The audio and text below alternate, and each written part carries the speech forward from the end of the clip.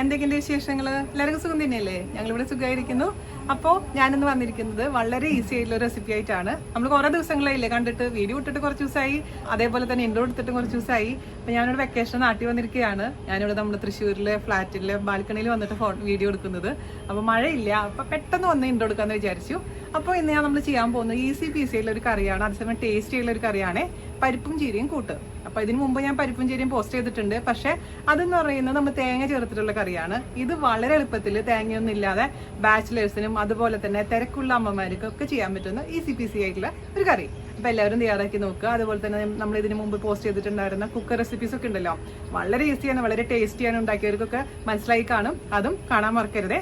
അപ്പോൾ ഒട്ടും താമസിയാതെ നമുക്ക് എങ്ങനെയാണ് രുചികരമായിട്ടുള്ള പരിപ്പും ചീരയും കറിയും തയ്യാറാക്കാം എന്ന് നോക്കിയിട്ട് വരാം. ഓക്കെ, അപ്പോൾ നമുക്ക് വളരെ എളുപ്പത്തിൽ എങ്ങനെയാണ് പരിപ്പും ചീരയും കറി ഉണ്ടാക്കാൻ നോക്കാം. പരിപ്പും ചീരയുടെ കറി ഞാൻ ഓൾറെഡി പോസ്റ്റ് ചെയ്തിട്ടുണ്ട്. ഇത് എളുപ്പത്തിലുള്ള കറിയാണ്.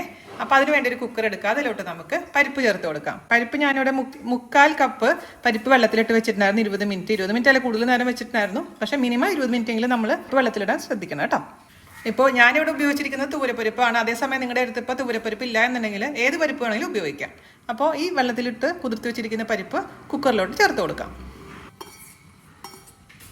അതിൻ്റെ കൂട്ടത്തിൽ കൂടെ ഞാനിവിടെ ചേർത്ത് കൊടുക്കുന്നത് നമ്മുടെ ചീരയുടെ തണ്ടില്ലേ, തണ്ട് മാത്രം നമ്മൾ അവസാനം ചേർത്ത് കഴിഞ്ഞാൽ കുക്കാവില്ല. അതുകൊണ്ട് തണ്ട് സെപ്പറേറ്റ് ആയിട്ട് ചെറുതായിട്ട് നുറുക്കിയിട്ടുണ്ട്. അതും കൂടെ പരിപ്പിൻ്റെ കൂടെ ചേർത്ത് കൊടുക്കാം. ചീര ചുവന്ന ചീരയാണെങ്കിലും പച്ചച്ചീരയാണെങ്കിലും കുഴപ്പമില്ല കേട്ടോ. ഇനി നമുക്ക് ചേർത്ത് കൊടുക്കേണ്ടത് കുറച്ച് സവാള ചെറുതാക്കി എരിഞ്ഞതാണ്.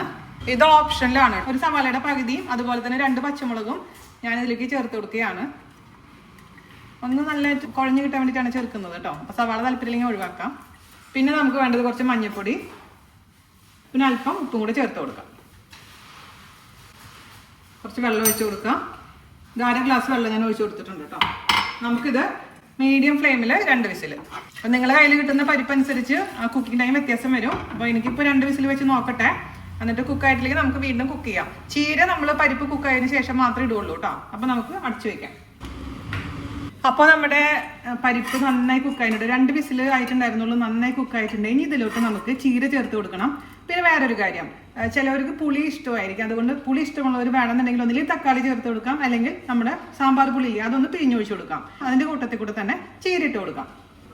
ചീര എന്ന് പറയുമ്പോൾ 2 പിടി അരിഞ്ഞ ചീര 2 പിടിയാണ് കേട്ടോ. പച്ചച്ചീര ഉപയോഗിക്കാം, അല്ലെങ്കിൽ ചുവന്ന ചീര ആയാലും കുഴപ്പമില്ല. എൻ്റെ അടുത്ത് ചുവന്ന ചീര ഉള്ളതുകൊണ്ട് അതാണ് ഉപയോഗിക്കുന്നത്. ചീര നമ്മൾ കുക്കറിലിട്ട് കുക്ക് ചെയ്യേണ്ട ആവശ്യമില്ല കേട്ടോ. ഒരുപാട് കുക്ക് ചെയ്ത് കഴിഞ്ഞാൽ എന്ത് പറ്റുന്ന വെച്ച് കഴിഞ്ഞാൽ അതിൻ്റെ ഗുണം നഷ്ടപ്പെടും. അതുകൊണ്ട് തുറന്ന് വെച്ചിട്ട് തന്നെ നമുക്കൊരു 5 മിനിറ്റ് കുക്ക് ചെയ്താൽ മാത്രം മതിയാവും. ഇതിലോട്ട് ഞാൻ പറഞ്ഞ പോലെ ഓപ്ഷനിലാണ്, പുളിവെള്ളം വേണമെന്നുണ്ടെങ്കിൽ മാത്രം ഒഴിച്ചാൽ മതി. 5 മിനിറ്റോളം ഇതങ്ങ് നന്നായിട്ടങ്ങ് കുക്കാവട്ടെ കേട്ടോ. ആ സമയം കൊണ്ട് നമുക്ക് കുറച്ച് ചെറിയുള്ളിയും ചതച്ച മുളകും ഒന്ന് കാച്ചിയെടുക്കാം. അപ്പോൾ നമുക്കിനി ഉള്ളിമുളക് കുത്തി കാച്ചാൻ വേണ്ടിയിട്ട് ഒരു പാത്രത്തിലോട്ട് വെളിച്ചെണ്ണ ഒഴിച്ച് കൊടുക്കാം. അപ്പം ചീര ആയതുകൊണ്ട് കറിവേപ്പില ഇടണമെന്ന് നിർബന്ധമില്ല കേട്ടോ. എൻ്റെ അമ്മയൊക്കെ ചീരക്കറി വയ്ക്കുമ്പോൾ കറിവേപ്പില ഇടാറില്ല. അത് ഇഷ്ടമായി മാത്രം ഇട്ട് കൊടുത്താൽ മതി. പക്ഷേ കറിവേപ്പില ഇടുമ്പോൾ ഒരു നല്ലൊരു വാസന വരും. അതുകൊണ്ട് ഞാനൊരു തണ്ട് കറിവേപ്പില തണ്ടോട് കൂടി ഇട്ട് കൊടുക്കാൻ പോയാണ്. ഒരു തണ്ട് കറിവേപ്പില അങ്ങനെ തന്നെ ഇട്ട് കൊടുക്കുന്നുണ്ട്. അതുപോലെ തന്നെ നമുക്ക് ഇതിലേക്ക് ചെറിയുള്ളി ചേർത്ത് കൊടുക്കാം. ചെറിയുള്ളി കൂടുതലിട്ടാൽ കൂടുതൽ ടേസ്റ്റ് ഉണ്ടാവും. അപ്പോൾ നിങ്ങൾക്ക് ചെറിയുള്ളി അധികം വേണ്ടാന്നുണ്ടെങ്കിൽ ഒരു 5-6 ചെറിയുള്ളി ഇട്ട് കൊടുത്താലും മതിയാവും കേട്ടോ. ഞാനൊരു 15 ചെറിയുള്ളി എടുത്തിട്ടുണ്ട്. അപ്പോൾ സവാളയും ചെറിയുള്ളി ഒരുമിച്ച് വേണമെന്നില്ല കേട്ടോ. രുചി കൂടണമെങ്കിൽ ഇതൊക്കെ വേണം. പക്ഷേ നിങ്ങളുടെ കയ്യിലുള്ള എന്താണ് അതനുസരിച്ച് അഡ്ജസ്റ്റ് ചെയ്തോളൂ കേട്ടോ. ചെറിയൊരു ബ്രൗൺ കളർ ആവുന്ന വരെ നമുക്കിത് വഴറ്റിയെടുക്കാം.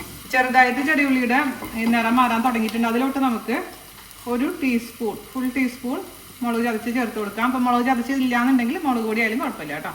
നന്നായിട്ട് മിക്സ് ചെയ്തിട്ട് തീ കുറയ്ക്കണം. അതിനുശേഷം ഇതിൻ്റെ പച്ചമണം മാറുന്ന വരെ 2-3 മിനിറ്റ് നേരം വഴറ്റിയെടുക്കാം. നമ്മൾ ചേർത്തിരിക്കുന്ന മുളകിൻ്റെയൊക്കെ പച്ചമണം മാറിയിട്ടുണ്ട്. ഒരു 3-4 മിനിറ്റോളം ഞാൻ ചെറിയ രീതിയിൽ വഴറ്റിയെടുത്തിട്ടുണ്ട്. അതിലോട്ട് നമ്മൾ ഇപ്പോൾ ഈ സമയം കൊണ്ട് ഇതും നമ്മുടെ ചീരയും കുക്കായിട്ടുണ്ട്. അത് ചേർത്ത് കൊടുക്കാം. കുഴമ്പ് പരുവത്തിലാക്കി എടുക്കാം. അതല്ലാന്നുണ്ടെങ്കിൽ നിങ്ങൾക്ക് ചാറ് പോലെ വേണമെന്നുണ്ടെങ്കിൽ കുറച്ചും കൂടെ ചൂടുവെള്ളം ഒഴിച്ച് കൊടുത്താൽ മതി കേട്ടോ. ഇതിങ്ങനെ കുഴഞ്ഞിരിക്കുന്നതാണ് എനിക്കിഷ്ടം. അപ്പോൾ അത് നിങ്ങളുടെ ഇഷ്ടത്തിനനുസരിച്ച് ചെയ്തോളൂ. ഇപ്പോൾ തമിഴ്നാട്ടിലൊക്കെ പോകുമ്പോൾ നമ്മൾ മീൽസ് ഓർഡർ ചെയ്യുമ്പോൾ അതിൽ കിട്ടുന്ന ചീരക്കുഴമ്പില്ലേ, അതുപോലെ ഉണ്ടാവും. ഇത് കാഴ്ചയിലും ഏകദേശം രുചിയിലുണ്ടാവും.